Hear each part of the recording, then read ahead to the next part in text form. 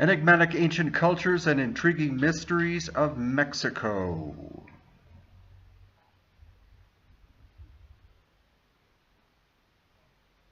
Another adventure with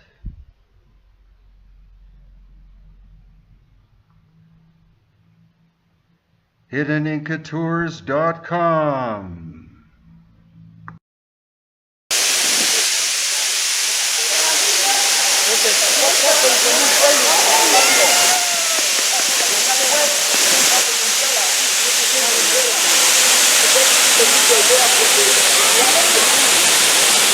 This is one of the giant heads of the Olmec culture, located in the National Anthropology Museum in Mexico City.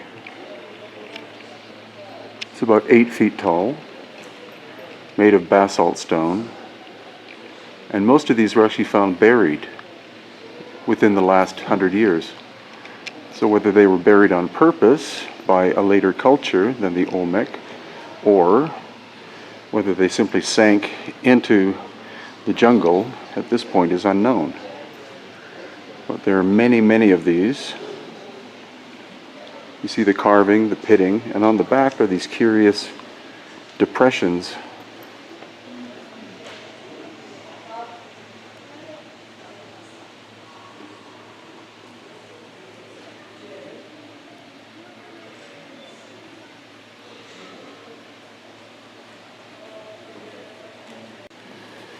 Also these very famous little jade figures of the Olmec. You see some have obvious elongated heads.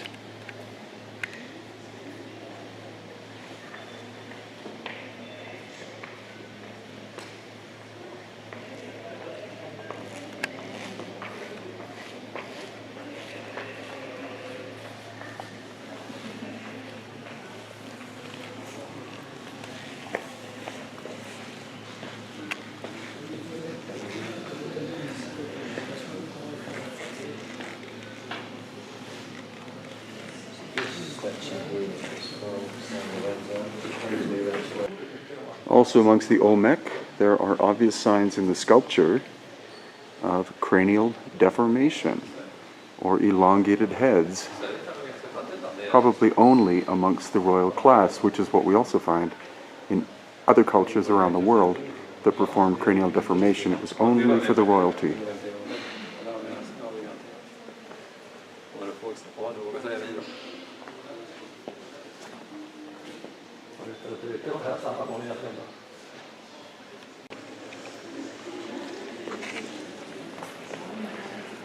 And then we find the actual examples of cranial deformation among the Olmec people.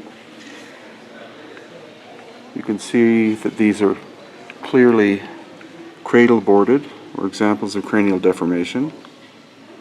Nothing profound in terms of size of the skull, or even the shape.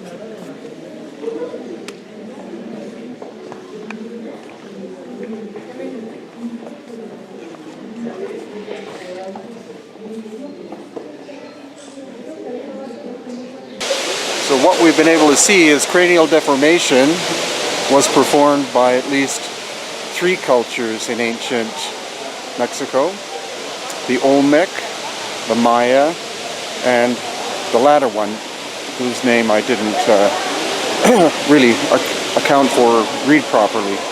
But it was only done, like anywhere else on the planet, Cranial deformation was only done on the royal people, the priestly class, the chiefly class, to distinguish themselves from the commoners. And that's what we find, where we find cranial deformation on 6 of the 7 continents on this planet. And the most common timeline seems to be, for some reason, 2,000 years ago. I don't think there's a necessary connection with that. But also, the most profound elongated skulls on the planet clearly are the Paracas from the coast of Peru. This is the massive sculpture out of basalt stone. The figure is Tlaloc, which is the rain god.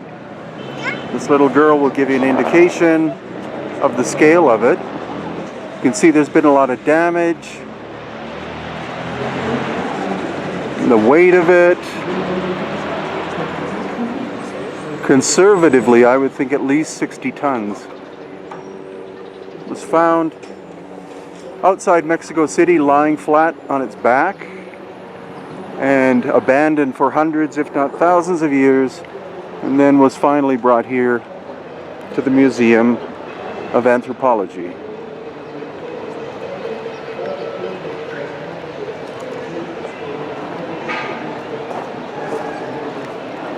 Doubtful that it's from the Aztec period. It could be Toltec, which is older, or the Teotihuacan people.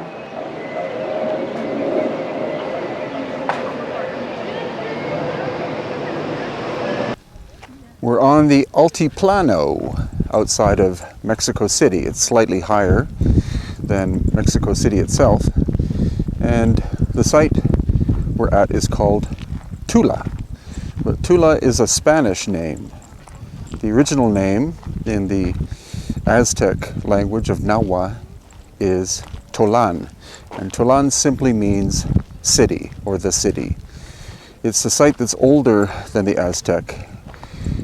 It goes back at least as far as what we call the Toltec civilization, which preceded the Aztecs. And this is where we find the very famous so-called Atlantean figures made of basalt stone.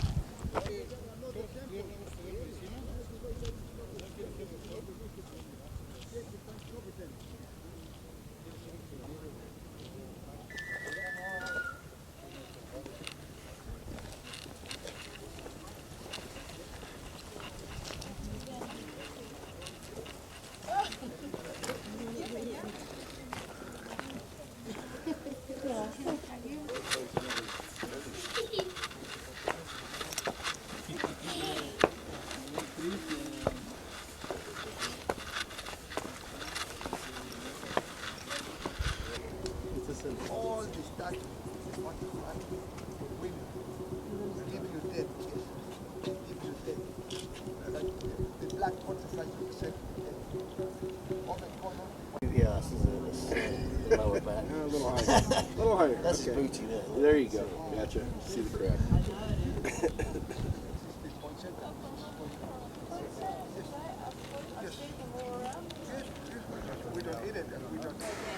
So the local explanation as to what these represent are not Atlantean people, they're not aliens, but they're actually Toltec warriors. The headdress, you see snakeskin, and then you see feathers, so that's the symbol of Quetzalcoatl. And then these are thought to be arrows. And then this is said to be a crossbow, a little tiny crossbow whose mechanism is a rubber band, because native rubber is grown in the jungles of Mexico. And then the shield on the back, because he can't hold anything more than one thing in one hand at one time. And then in front, you have the butterfly shape, which is the chest plate that protects the warrior from being pierced in the heart with any kind of weapon, and it was made out of obsidian. So again, you see the snakeskin and the feathers representing a disciple of Quetzalcoatl. So of course you do have to make up your own mind, but which would you believe? The local story that they represent warriors holding a type of bow and arrow with a chest plate and then a shield behind, or what would appear to be more fanciful, which is that they are aliens or Atlanteans or something with laser beams. Personally, I go for the former, and I always listen to local knowledge. This is the famous Avenue of the Dead at Teotihuacan outside Mexico City.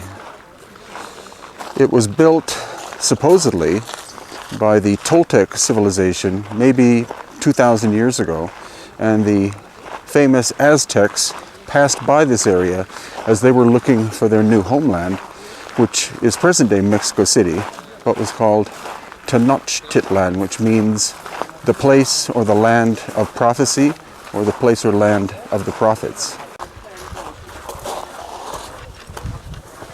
They have the same type of thing in the crowd.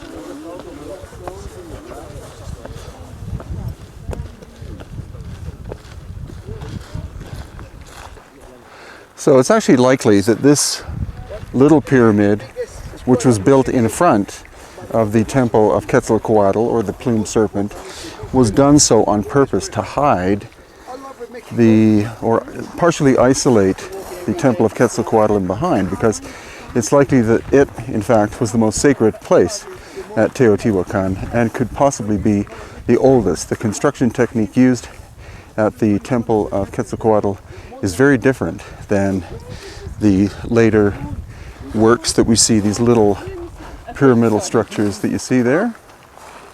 Lots of mortar used in construction.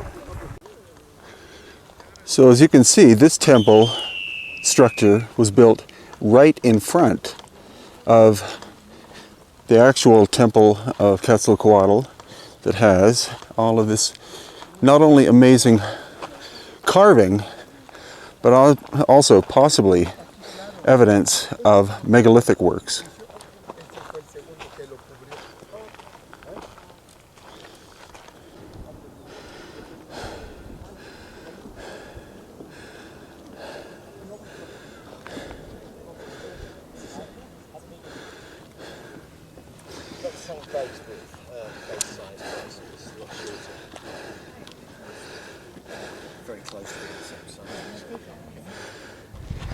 So as you can see, the staircase was made of quite homogeneous material. It looks like it all came from the same quarry. There was no mortar used in that lower section of intact staircase. Then all the material above is very inferior. And again, it's likely that the stone-on-stone contact aspects were original. Something devastating happened to the structure. And then the Toltec rebuilt in the area, incorporating the ancient parts. And that's what we find in Peru, Bolivia, Egypt, Lebanon, any place where there's an ancient site where there are aspects of megalithic construction.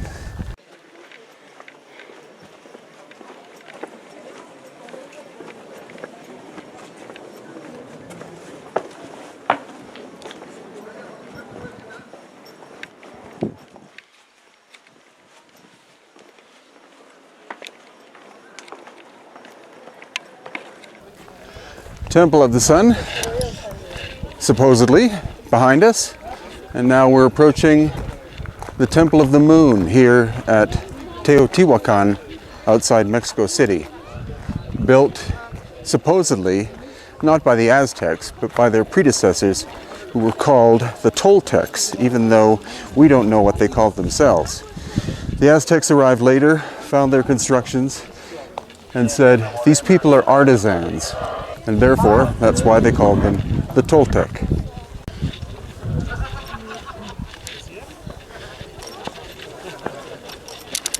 So what's interesting about the Temple of the Moon, aside from the fact that it's huge and was a major engineering and architectural feat by the Toltec people, possibly 2,000 or more years ago, is you'll notice the difference in construction technique.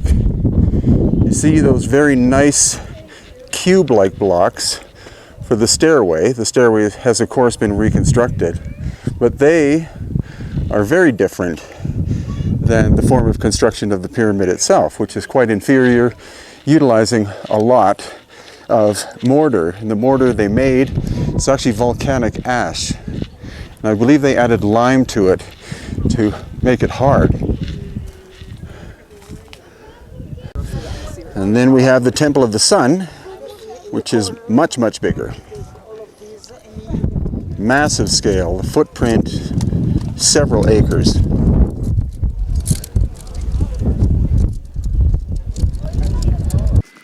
Another interesting aspect about Teotihuacan is that it seems to have been designed on purpose to have an acoustic quality to it.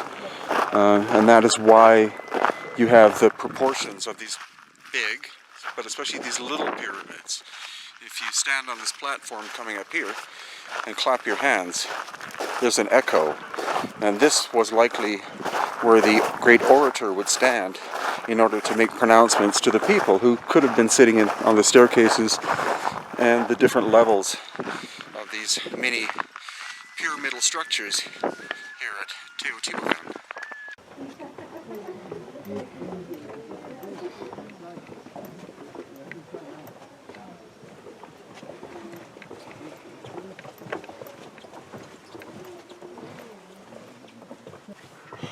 We're in the pyramidal structure called Cholula, or at Cholula in Mexico.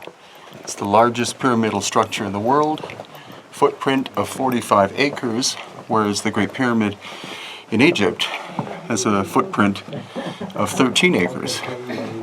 It's not a true pyramid as such, but it's one of the largest earthworks on the planet.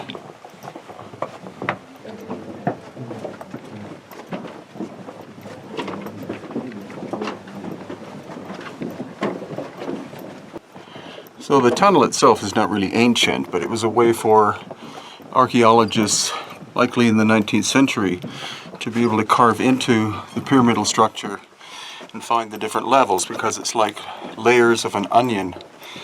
Every layer you go into is an older pyramidal structure.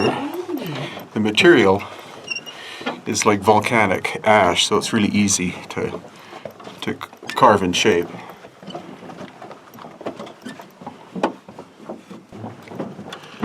In total, there's something like 8 kilometers or 5 miles of tunnels that they carved. Yeah. Holy mackerel.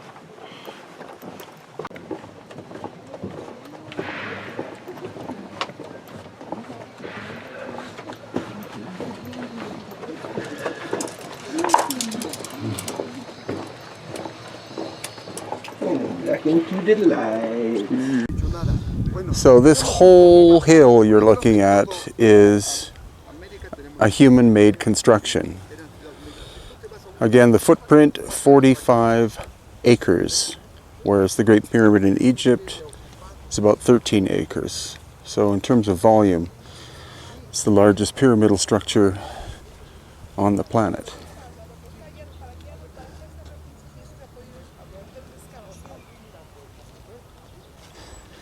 So again, this is the exterior, probably the last phase of construction, but there are other pyramidal structures inside of it. Over the course of extensive amount of time, one was built on top of the other, and then on top of the other. Yeah, you can see photographs 100 times and really see it. This is one of the famous Olmec ball player heads, about 3,000 years old. And Ed, who was our geologist, has just told us that the material it's made out of is volcanic tuff. It's not basalt. Volcanic tuff is not that hard a material, so it is quite conceivable that even with Bronze Age tools or stone tools, that these Olmec people could have shaped these enormous sculptures. We're going to see, though, if there are also basalt ones, basalt being a much harder stone. So here we are in the Jalapa Museum, and we'll see what else we can find.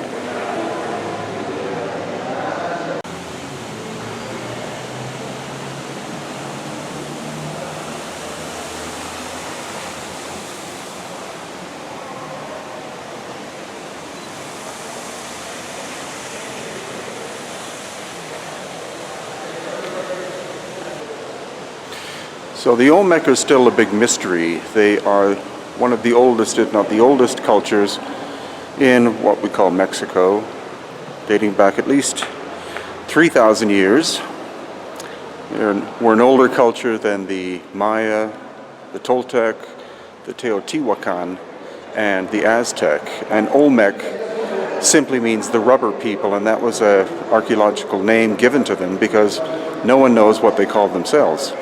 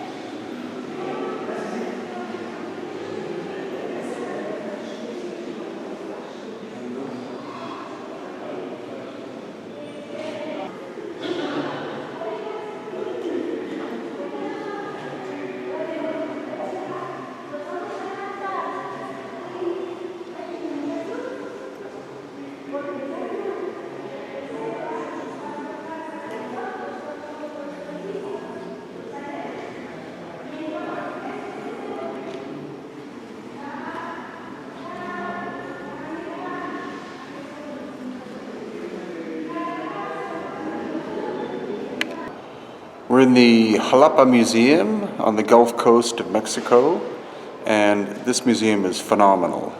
It's a huge collection of Olmec and other culture, art, stone. The huge Olmec heads are here undercover, being protected. This is a state-of-the-art museum, as fine as any you would find on the planet. And, interestingly, we also find examples of cranial deformation and elongated heads. So this is the Zapotal culture. You can see the flattening of the top of the head here. Then somewhat like we see on the coast of Peru, somewhat like the Paracas, but the Paracas more extreme. And then an even greater example, again, similar to what we call the cone heads of Paracas in Peru. So here we have the Veracruz culture, the center of or central area of Veracruz, from 600 to 900 AD, and this extremely altered human skull with 3 suture lines instead of the normal 2.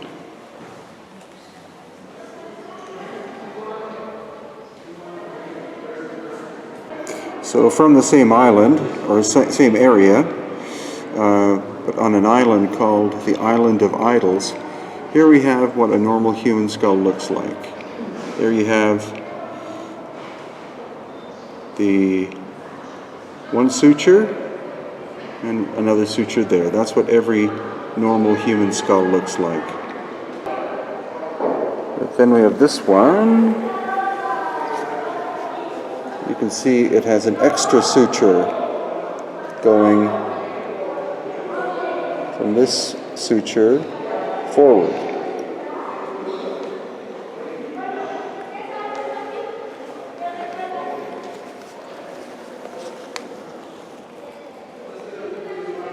And you can see the shape is clearly altered. And here again from the island of Idols, 900 to 900 AD to about 1521 AD. And it is missing the sagittal suture that should be running this way.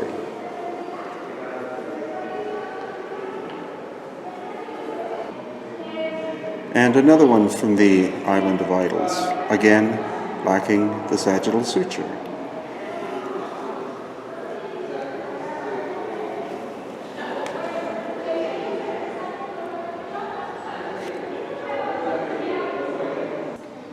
Another point about the giant heads is that most archaeologists or people in general think that the noses are flat, but in the fact, or in many cases, the reasoning is because of the shape of the stone itself.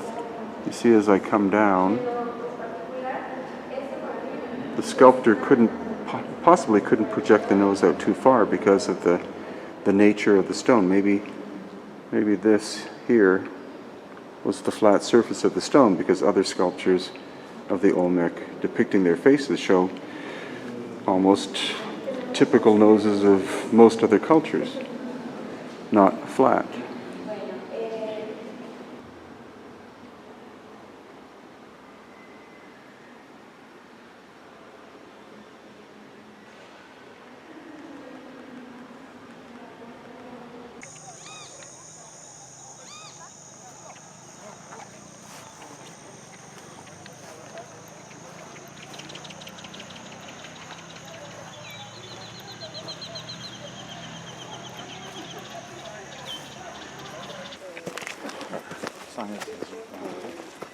Oh, sí, sí, sí, sí, sí, sí. Como the fairies. Yes, he was a student, right? But it's a circle of fire. When was this? Es una bola de fuego. ¿Hace cuánto, José?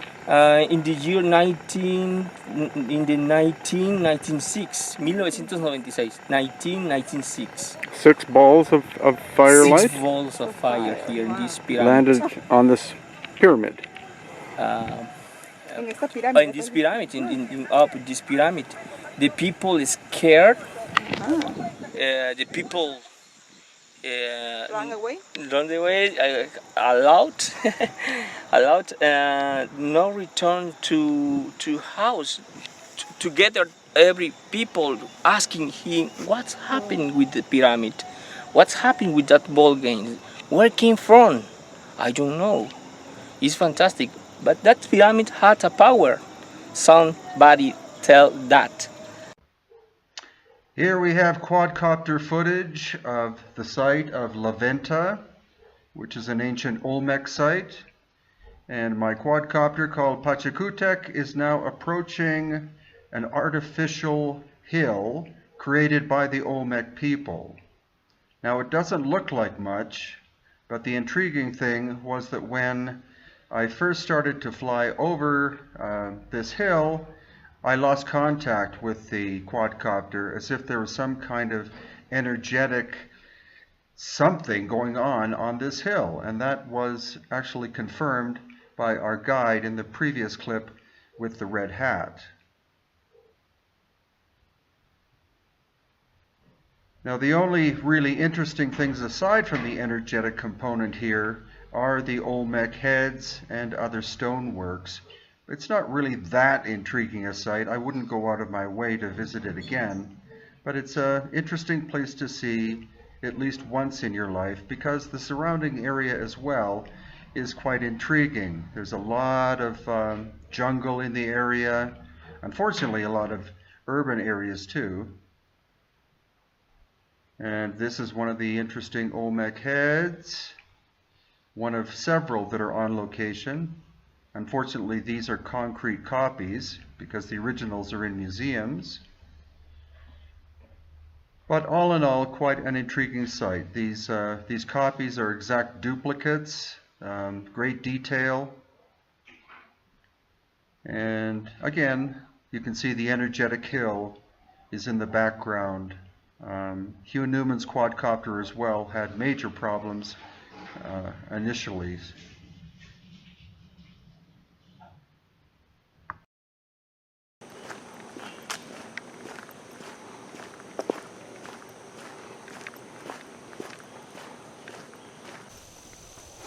So as Hugh Newman was explaining, during the initial archaeological work being done here at Comalcalco, supposedly a number of baked clay bricks used in the construction, especially of probably the pyramid we're coming up to, showed different forms of writing. Mayan, obviously, because this is a Maya site, but also supposedly Old World, as in, as he previously discussed, Egyptian, maybe even Chinese, Phoenician, etc. But the museum had no examples. So you have to conclude either that the story is a fabrication, or that these examples of writing which don't fit the normal Mesoamerican history have been hidden away on purpose.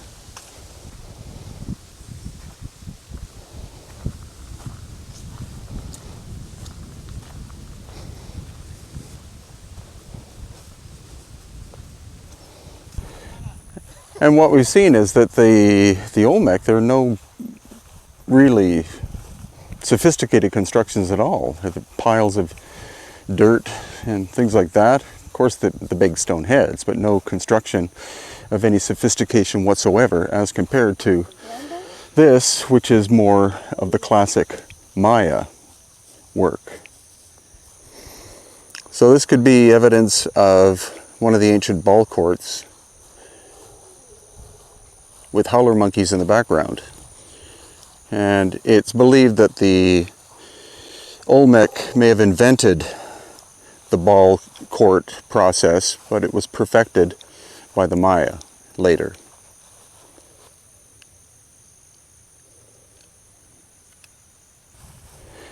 So what I've been looking for is evidence of the arrival of what is called the plume serpent, known to the Maya as Kukulkan, and to the Aztec and possibly the Teotihuacan culture as Quetzalcoatl.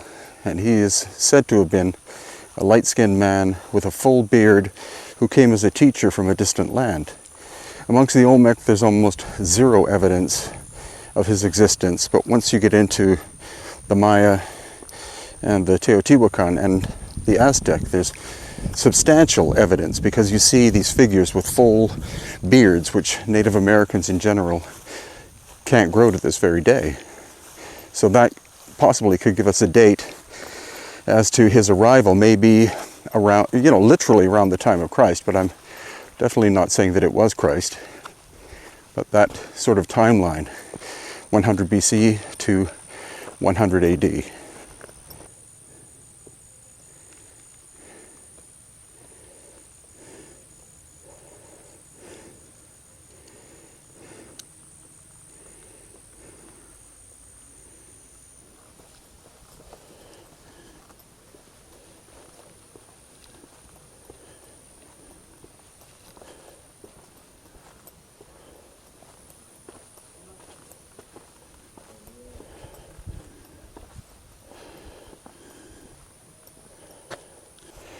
So we have two forms of building technology here, predominantly the work of the Maya, and that's stucco and also baked clay bricks. No stone whatsoever, because there is no stone in this area. So that is one thing that makes this this complex kind of interesting, in that it's different to other sites where we see a lot of volcanic stone incorporated. But since there's none in the area, of course, they're going to use what they have, and that's clay and volcanic ash mixed with lime to make a primitive kind of concrete. So we are looking at the plausibility that there was a great light-skinned teacher or teachers who had a full beard around the time of 100 BC to 100 AD. He or they would have first appeared in what we call Peru, and would have taught what would become the Inca, because the Inca more or less formulated during that time. Their knowledge level was way beyond anybody in the area. And then he or they traveled to the coast at the border of Peru and Ecuador, sailed to the northwest, and wound up where we are in this this part of Mesoamerica, the Gulf Coast area of Mexico. And there, to the Maya, he became known as Kukulkan. And then he traveled onwards northwest into what is now called Mexico City. And there he became Quetzalcoatl, or they.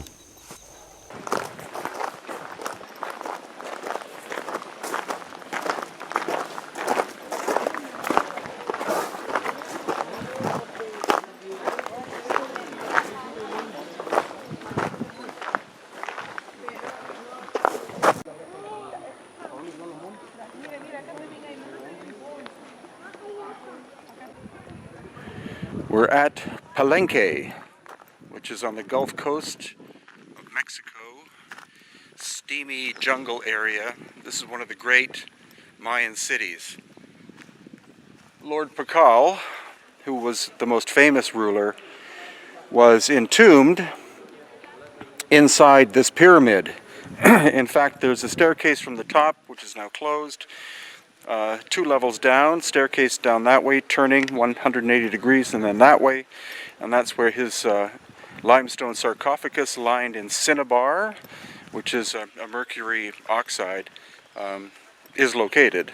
And then his body was found, of course, inside this massive limestone box. No evidence so far of any lost ancient high technology at use here. It's standard Mayan construction of stone and mortar, but spectacular sight. Son sacrificados para que lo acompañaran. Háganse a un lado, vengan.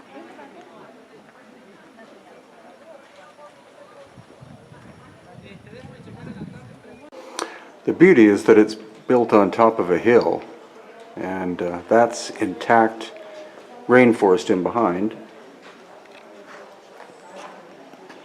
And this could be the first sign of megalithic elements, as in that staircase.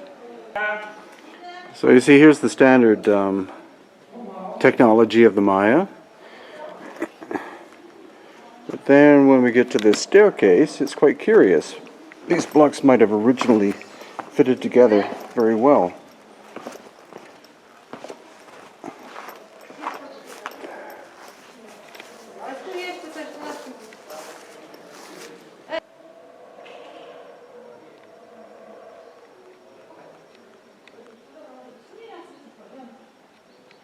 So if you only have one example of possible megalithic elements, like we just saw, then that could be coincidence.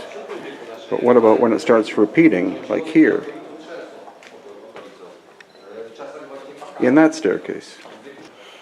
So if you have one example of possible more advanced stoneworking at a site, then that could be coincidence. But now we're seeing more. We're seeing a difference in these 2 staircases that are right next to each other.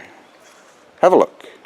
So again, standard Mayan construction, and in the staircase, but when we turn left, all of a sudden we have bigger blocks that look like they could have originally been precisely cut and then were reassembled as you see them now.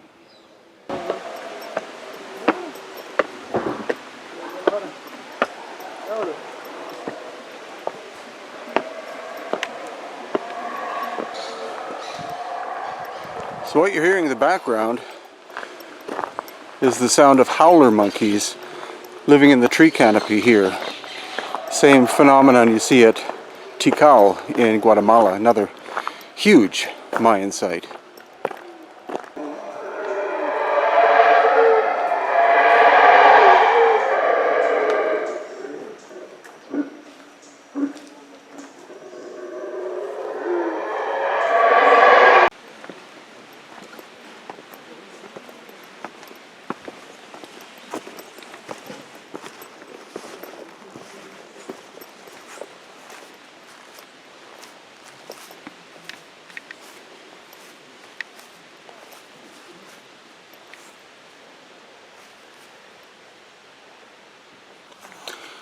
So another area where we could have megalithic elements, because once again you have relatively small stone, roughly cut, bonded together with some kind of lime or clay or other material, and then contrasted with what you're about to see. So the standard form of construction, and then this. It's right in front of this big stone here, so have perspective. Well, this one. Yeah.